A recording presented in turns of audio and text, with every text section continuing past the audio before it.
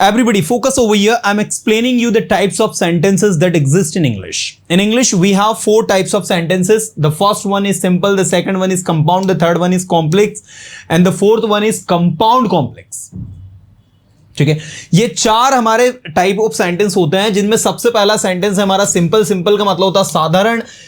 ऐसा सेंटेंस जिसमें एक सब्जेक्ट हो और उस सब्जेक्ट का एक प्रेडिकेट हो. प्रेडिकेट मतलब होता है वर्ब और उसका ऑब्जेक्ट. वो आपका सिंपल सेंटेंस कहलाता है. सिंपल सेंटेंस के अंदर सिर्फ और सिर्फ एक ही वर्ब होती है, ज्यादा वर्ब नहीं होगी. एक वर्ब होगी और उस वर्ब का ऑब्जेक्ट. जैसे मैंने कहा I go to market, this is the simple sentence. You are a teacher, एक सिंपल सेंटेंस है. यू आर अ डॉक्टर, एक सिंपल सेंटेंस है. शी कम्स हियर, एक सिंपल सेंटेंस है. शी हेल्प्स मी, एक सिंपल सेंटेंस है. तो simple sentences ऐसे जिनमें एक सब्जेक्ट हो और एक प्रेडिकेट हो. Let's talk about the compound sentence कि भाई ये कंपाउंड सेंटेंस क्या होता है. कंपाउंड सेंटेंस वो होते हैं जिनमें एक सब्जेक्ट हो लेकिन प्रेडिकेट की संख्या 2 हो जाए, या 2 से ज्यादा हो जाए, या 3 भी हो सकती, 10 भी हो सकती. और दोनों के दोनों जो सेंटेंस है 2 या 2, वो सारे के सारे सेंटेंस जो है इंडिपेंडेंट हो. I repeat this word, independent sentence समझते हो ना. स्वतंत्र सेंटेंस, ऐसे सेंटेंस जो एक दूसरे पर निर्भर नहीं हो. अगर आप उनको अलग भी निकाल लोगे तो भी वो काम में आएंगे. जैसे देखो, मैं एग्जांपल के तौर पे बताता हूं. मैंने कहा वह यहां आती है और इंग्लिश सीखती है. She comes here and learns English. ये आपका एक कंपाउंड सेंटेंस का बहुत अच्छा उदाहरण है. अब यहां पर आप ध्यान देना, यहां 2 सेंटेंस थे. एक सेंटेंस है शी कम्स हियर, वो यहां आती है. दूसरा सेंटेंस है शी लर्न्स इंग्लिश, वह इंग्लिश सीखती है. इन दोनों सेंटेंस ए और बी में मुझे बताइए आप लोग क्या देखा आपने कि शी और शी दोनों में आ रहा है. ये शी को हमने यहां से हटा दिया, बीच में हमने एंड लगा दिया और सेंटेंस बना she comes here and learns English. वो यहां आती है और इंग्लिश सीखती है. तो शी कम्स हियर आप देख सकते हैं, एंड लर्न्स इंग्लिश. किससे जुड़ा है? ये एंड से जुड़ा है. किससे जुड़ा है? एंड से जुड़ा है. तो ये जो एंड जिससे जुड़ा है ये 2 अलग वर्ब है, कम्स हियर और लर्न्स इंग्लिश. गेटिंग? ऐसे मैंने कहा दे विल कम हियर और गो देयर. वे यहां आएंगे या फिर वहां जाएंगे. तो ये और से जुड़ा है. तो इसमें भी देखो, एक प्रेडिकेट गो देयर, एक प्रेडिकेट कम हियर. कितने प्रेडिकेट है? 2 प्रेडिकेट है. तो ये भी आपका एक कंपाउंड सेंटेंस है. चलो let's talk about the complex sentence. Complex का मतलब होता है जटिल. अब जटिल सेंटेंस क्या होता है कि इसमें एक इंडिपेंडेंट सेंटेंस होता है जिसको आप प्रिंसिपल सेंटेंस भी कहते हैं. आपने वर्ड सुना होगा प्रिंसिपल क्लॉज.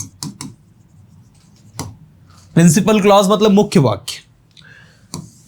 और दूसरा होता है डिपेंडेंट. डिपेंडेंट का नाम आपने ये वाला सुना होगा बुक में, सबऑर्डिनेट.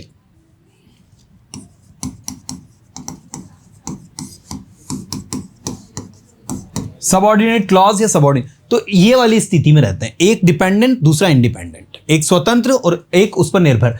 तो जो स्वतंत्र सेंटेंस है इस पर ये सेंटेंस डिपेंड करता है. जैसे देखो, मैंने कहा a boy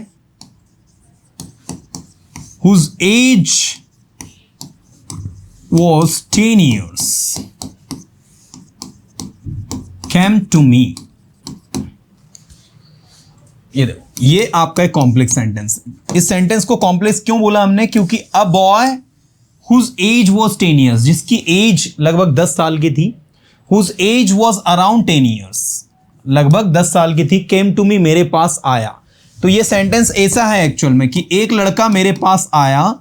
a boy came to मी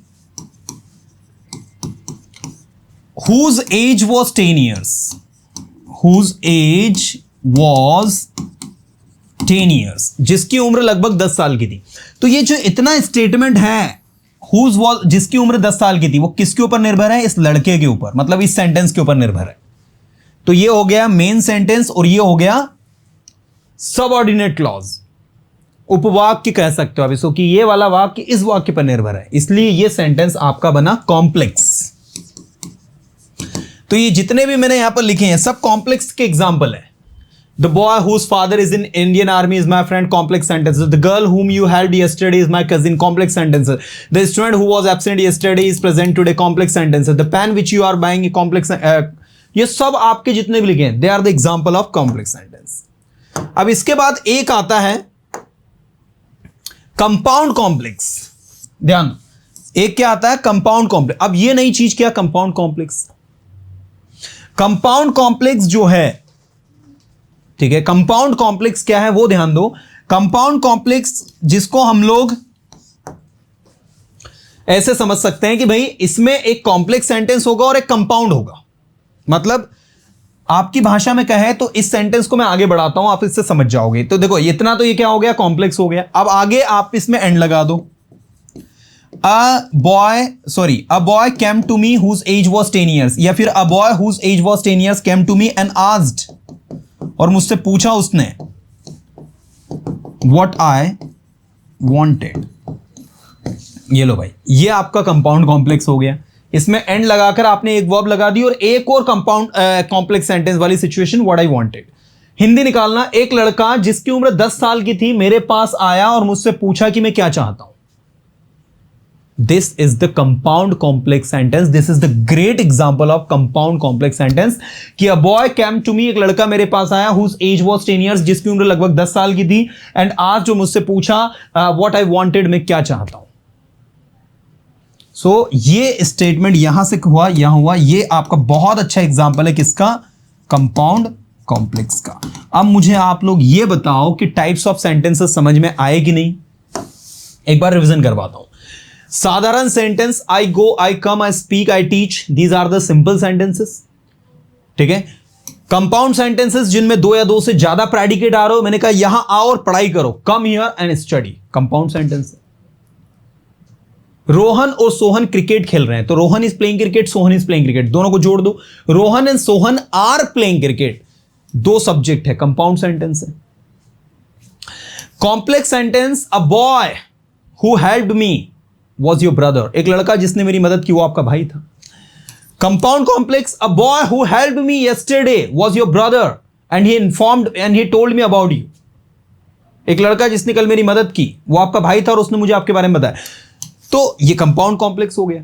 मतलब मैं आपको ये बताना चाहता हूं कि आपको सेंटेंस के समझ से, ऐसा नहीं कि आप सेंटेंस के सारे टाइप समझ गए कि सिंपल, कंपाउंड, कॉम्प्लेक्स और कंपाउंड तो इंग्लिश सीख जाओगे, नहीं, इससे इंग्लिश नहीं सीखोगे। स्पोकन इंग्लिश के लिए आप क्या करो, ऐसे सिचुएशंस क्रिएट करो, पहले उस सिचुएशन में छोटे छोटे सेंटेंस एडिट करो, उनकी मदद से बड़े सेंटेंसेस बनाओ और फिर देखो आप मजे। सच्ची बता रहा हूं, बड़ा मजा आएगा सीखने में, ठीक है। और लर्निंग का तो ऐसा भी है, इट्स नेवर एंडिंग प्रोसेस। अभी तक आपने जितने भी सेशंस अटेंड किए हैं, यूट्यूब के थ्रू देखे हो, लाइव क्लासेस अटेंड करी है पेड कोर्सेज में, या जहां से भी आपने सीखा है, दिस इज माई गारंटी कि अभी जो पहले, आज से 2 महीने पहले आपका नॉलेज था, उसमें आप देखना बहुत परिवर्तन आया होगा अगर आप रेगुलर क्लास अटेंड कर रहे हो, रेगुलर सेशंस देख रहे हो। And this is my guarantee कि आफ्टर 2 मंथ्स एंड 3 मंथ्स और भी ज्यादा इंप्रूवमेंट आएगा अगर आप कंटिन्यू चीजों के साथ रहे तो। दिक्कत क्या आती है, स्टूडेंट्स थोड़ी देर के लिए हाईली मोटिवेट होता है, थोड़ा बहुत सीखता है, देन ड्रॉप कर देता है और भी वहीं रह जाता है। Consistency is everything. The one who is consistent will surely improve.